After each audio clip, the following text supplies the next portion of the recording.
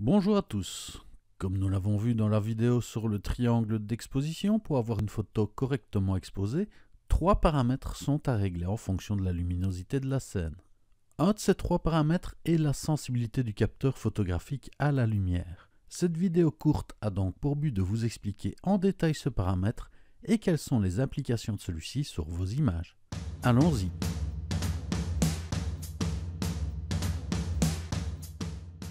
Pour rendre compte de la sensibilité d'un capteur photographique à la lumière, on utilise l'échelle de sensibilité du capteur. Elle est définie par des normes ISO et se présente de la manière suivante. Plus simplement notée comme ceci. Notez que si sur votre boîtier vous voyez d'autres valeurs ISO que celles présentées sur cette échelle, c'est que votre boîtier vous permet de définir des fractions d'intervalle, comme par exemple des tiers d'intervalle pour chaque palier. Vous verrez alors une échelle semblable à celle-ci. Retenez que plus le nombre est grand, plus, entre guillemets, le capteur est sensible à la lumière. À chaque fois que l'on se déplace de X paliers sur la droite de l'échelle, on multiplie par 2 exposant X la sensibilité du capteur et inversement en allant vers la gauche.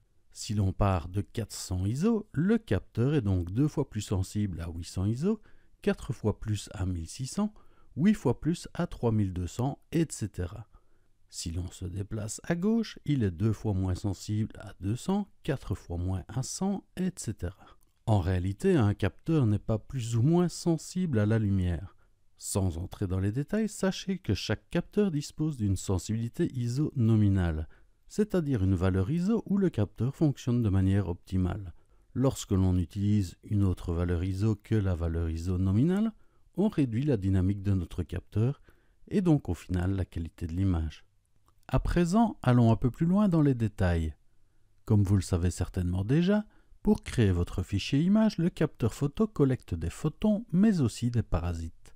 Ces derniers, plus communément appelés bruits, proviennent de nombreuses sources et apparaissent à différents stades de la prise d'image.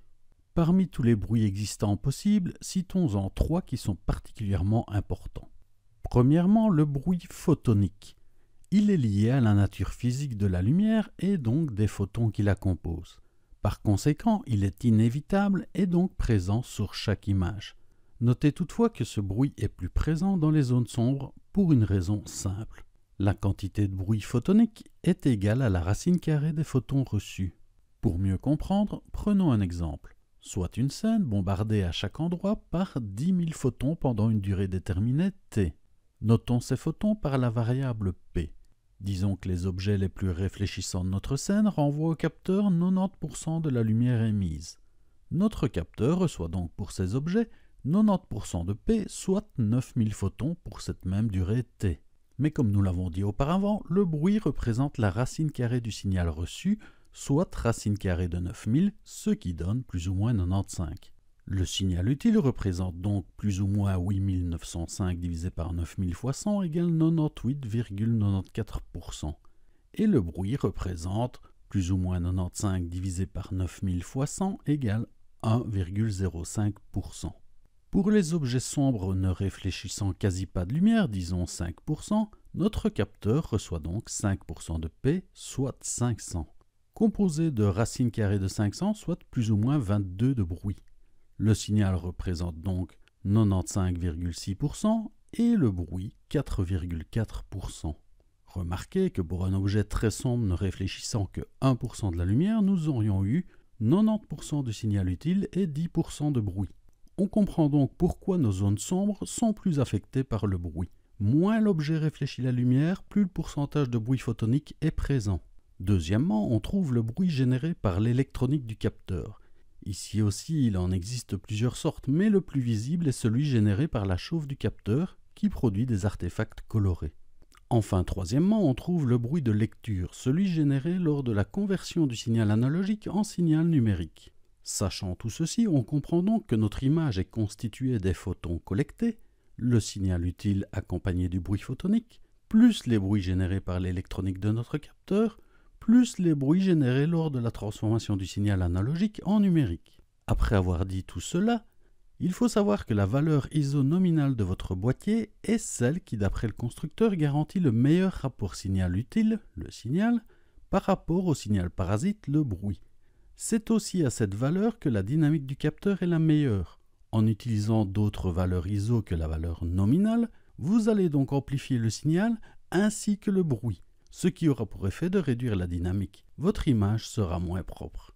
L'amplification du signal, quant à elle, apparaît à deux niveaux. Après le bruit généré par l'électronique, on l'appelle l'amplification analogique, et après la conversion du signal analogique en numérique, on l'appelle l'amplification numérique. Pour compléter notre analyse sur la sensibilité ISO, il nous faut encore distinguer échelle ISO native et étendue. Outre la valeur ISO nominale du capteur, chaque appareil vous propose une plage de valeur ISO dite native et une plage de valeur ISO dite étendue. Exemple, votre capteur a une valeur de sensibilité ISO nominale de 100 et une plage ISO native comprise entre 100 et 3200. Imaginons que votre boîtier vous permette aussi de travailler avec des ISO étendus. Vous activez cette fonction et votre plage ISO comprend 4 paliers supplémentaires et s'étend à présent de par exemple 50 jusqu'à 25 600 ISO. Pour chaque valeur ISO de votre plage native en dehors de votre valeur ISO nominale, le capteur va augmenter le gain de façon matérielle, analogique si vous préférez. Si vous utilisez des valeurs ISO étendues, l'augmentation ou diminution de gain se fait de façon logicielle. Dans cet exemple, si vous décidez de prendre votre photo à 12800 ISO, le capteur va matériellement amplifier le signal à 3200 ISO, valeur native maximale, et ensuite amplifier de façon logicielle le signal numérique résultant pour qu'il atteigne 12800 ISO. Vous auriez donc obtenu le même résultat en prenant votre image à 3200 ISO et en augmentant l'exposition de +2 sous Lightroom. Notez aussi que lorsque vous utilisez des demi ou tiers d'intervalle de valeur ISO, suivant les appareils, l'amplification se fera de manière analogique ou alors il y aura amplification ou réduction logicielle du signal à partir d'une valeur ISO native. Notez enfin que certains capteurs sont dits ISO invariants. Autrement dit qu'il n'y a pas de différence entre faire une photo à 100 ISO et monter l'exposition de par exemple +3 dans un logiciel par rapport au fait d'avoir pris sa photo à 800 ISO, soit 3 paliers de plus. Ceci est dû à la façon dont le bruit est généré et amplifié par l'appareil. Rappelons-nous que la lumière, comprenant du bruit photonique, atteint le capteur qui génère du bruit électronique. Il y a ensuite éventuellement amplification analogique du signal. Après ce processus intervient la conversion analogique-digitale qui génère elle aussi du bruit. Cette conversion est elle aussi éventuellement suivie d'une nouvelle amplification dite numérique ou digitale. Avec un capteur ISO invariant, il n'y a plus de bruit dû à la conversion analogique-digitale. C'est la raison pour laquelle on obtient le même résultat via l'amplification analogique ou via une montée d'exposition dans un logiciel de retouche. Remarquez enfin qu'on ne parle pas ici de l'optique qui joue pourtant un rôle important sur la qualité de l'image. Que faut-il retenir de tout cela? Utiliser la valeur ISO nominale du capteur permet d'avoir la meilleure dynamique possible et le moins de bruit parasite sur votre image. Lorsque vous utilisez d'autres valeurs natives, vous amplifiez le signal utile mais aussi le bruit parasite, ce qui réduit la plage dynamique. Si vous utilisez des valeurs étendues, vous réduisez la plage dynamique en amplifiant le signal et aussi le bruit, ou pour les bas ISO, en réduisant le signal reçu. En général, plus le capteur est grand, meilleure est la montée en ISO. Cependant, chaque appareil est différent et gère le bruit de manière différente grâce à des algorithmes de traitement plus ou moins poussés. Chacun donne donc des résultats différents lors de montée ISO. Si vous voulez plus de précision technique sur la façon dont se comporte votre appareil, un site comme Photon to Photo fera le bonheur des gens aimant analyser toutes sortes de graphiques techniques. Néanmoins, tout ceci n'est que de la théorie. Je vous conseille de tester votre matériel afin de voir quelles sont les valeurs ISO acceptables suivant ce que vous souhaitez faire de vos images. Lorsque vous analyserez vos images, soyez particulièrement attentif aux zones sombres et claires. Voilà qui termine notre analyse théorique. Voyons à présent comment utiliser ce paramètre de sensibilité ISO. Le maîtriser est important à plusieurs titres. Avant tout, rappelons quelques notions élémentaires. Comme vous le savez certainement, en photographie, l'élément essentiel est la lumière. Remarquez d'ailleurs qu'étymologiquement, photographie pourrait se traduire par dessiner la lumière. On comprend donc bien que la lumière est l'élément fondamental de la photographie. S'il n'y a pas de lumière, il n'y a pas de photographie. Lorsqu'il y a peu de lumière, prendre une photo peut devenir compliqué. En effet, dans ce cas, notre photo risque d'être sous-exposée par manque de lumière. Pour contrer cela, plusieurs choix s'offrent à vous. On peut augmenter le temps de pause comme nous l'avons vu dans la vidéo s'y rapportant. Malheureusement, nous avons vu aussi que cela n'était pas toujours possible et ou souhaitable. On peut, comme on l'a vu dans la vidéo sur l'ouverture du diaphragme, ouvrir celui-ci au plus grand afin de capturer le plus de lumière possible.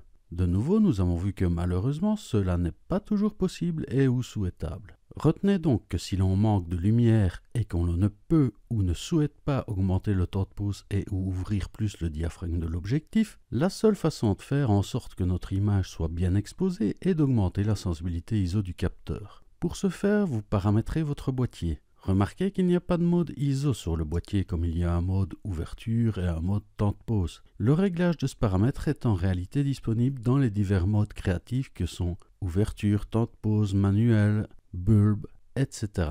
Référez-vous à votre manuel. En général, vous disposez d'un bouton pour régler ce paramètre rapidement. Si ce n'est pas le cas, vous devez aller dans les menus de votre appareil. De nouveau, référez-vous à votre mode d'emploi. Vous pouvez aussi décider de ne pas gérer ce paramètre et le laisser en automatique. Mieux, sur la plupart des boîtiers, vous pouvez définir une limite de plage pour l'automatisme de ce paramètre. Par exemple, dire au boîtier d'utiliser les ISO automatiques, mais de ne pas dépasser 1600 ISO car vous savez qu'au-delà, vos images ne seront pas exploitables. De nouveau, référez-vous à votre manuel. À présent, soyez attentifs aux points suivants. Premièrement, comme nous l'avons déjà expliqué, la valeur ISO nominale permet d'obtenir les photos les plus piquées et avec le moins de bruit possible. Rappelons que l'optique joue aussi un rôle fondamental. Bref, si votre photographie est destinée à être imprimée en grand format et que le piqué est la chose primordiale, il vous faut régler ce paramètre à sa valeur nominale. Celle-ci dépend du boîtier, mais est en général la valeur ISO native la plus basse. Malheureusement, il n'est pas toujours possible d'utiliser cette valeur. Dans ce cas, il vous faut utiliser une autre valeur ISO.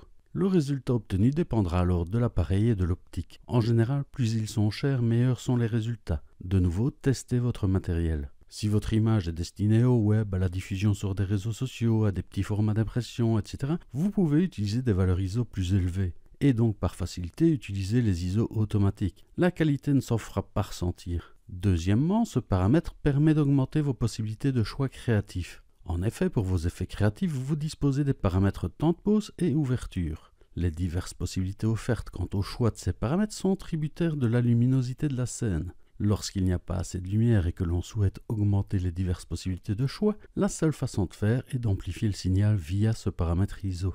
Exemple, vous faites de la photo sportive. Vous êtes obligé d'utiliser des temps de pause courts afin de capter le mouvement. En faisant cela, vous réduisez le temps d'exposition du capteur et donc les photos arrivant à celui-ci. Si votre objectif est à sa plus grande ouverture et que l'image est toujours sombre, la seule façon de faire est donc d'augmenter les ISO. Autre exemple, vous fermez votre objectif à f8 pour avoir une bonne profondeur de champ. Vous prenez votre photo à 1/125e de seconde pour éviter le flou de bouger. Malheureusement, votre image est sombre. Et comme vous ne voulez pas modifier vos deux premiers paramètres, la seule chose à faire est d'augmenter les ISO. Bref, dans toutes les situations où la lumière vient à manquer, on a souvent recours aux ISO. Si flash et ou trépied ne sont pas possibles ou souhaités. Troisièmement, ce paramètre, contrairement à l'ouverture et au temps de pause, ne permet pas vraiment d'être créatif. Certains aiment cependant monter les ISO afin d'obtenir un grain, en fait du bruit. Cela donne alors un effet similaire à ce que l'on obtenait sur une pellicule argentique. Notez qu'on peut obtenir ce résultat en post-traitement.